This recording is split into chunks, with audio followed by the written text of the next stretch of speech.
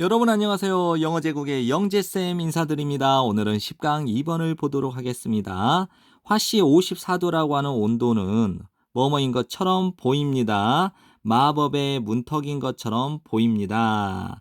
몇몇 종들에게는. 다시 한번요. 화씨 54도라는 온도는 몇몇 종들에게는 마법의 문턱인 것처럼 보입니다.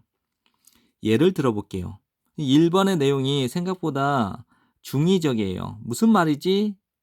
좀 생각하게 하는 문장이잖아요. 그렇기 때문에 예를 들면 해서 구체적으로 설명을 하는 겁니다. 예컨대 여름의 최고조였을 때니까 여름이 한창이었을 때 가득 찬이죠. full of 잔디 그러니까 풀과 허브로 꽉 차 있는 목초지인데요. 이제 billowing은 물결치는 이렇습니다. 물결치는 목초지들을 잔디 즉 풀과 허브로 꽉 차 있는 물결치는 목초지들은 서식지래요. 누구의 서식지일까요? 저 메뚜기와 귀뚜라미의 서식지래요.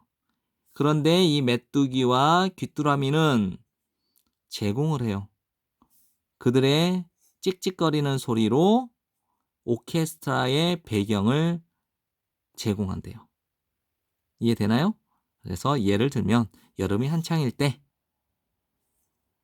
풀과 허브로 가득한 물결치는 목초지는 메뚜기와 귀뚜라미의 서식지인데 이 메뚜기와 귀뚜라미들은 그들의 찍찍거리는 소리로 오케스트라의 배경을 제공한다. 그러나 이러한 음악적 파노라마는 결코 지속적이지 않다. 계속되지 않는다. 왜냐하면 정말로 제대로 된 소리를 만들기 위해서는 온도, 그러니까 여기죠. 기온이죠. 기온. 공기의 온도가 기온이 반드시 적어도 화씨 54도는 되어야 되기 때문이죠. 이러한 음악적 파노라마는 결코 지속적이지 않는데 왜냐하면 제대로 된 소리를 만들기 위해서는 기온이 적어도 화씨 54도는 되어야 되기 때문이죠.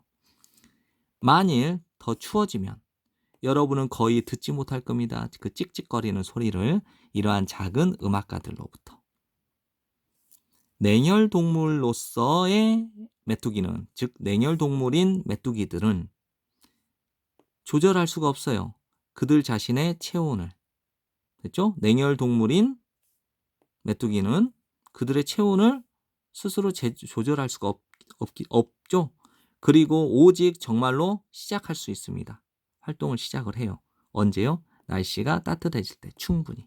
그럼 다시 한번 냉혈동물인 메뚜기는 그들 자신의 체온을 조절할 수 없어요. 그리고 오직 날씨가 충분히 따뜻해질 때만 활동을 시작을 한다는 거예요. 그것들의 몸의 움직임은 더 빨라지죠. 상승하는 온도와 함께니까 온도가 더 올라가면 더 빨라집니다. 그리하여 이러이러한 결과를 냅니다.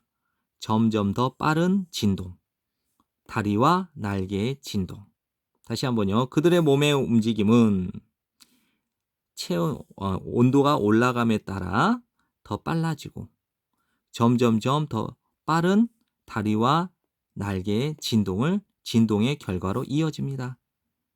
그런데 이러한 빠른 진동은 이게 선행사예요. 빠른 진동.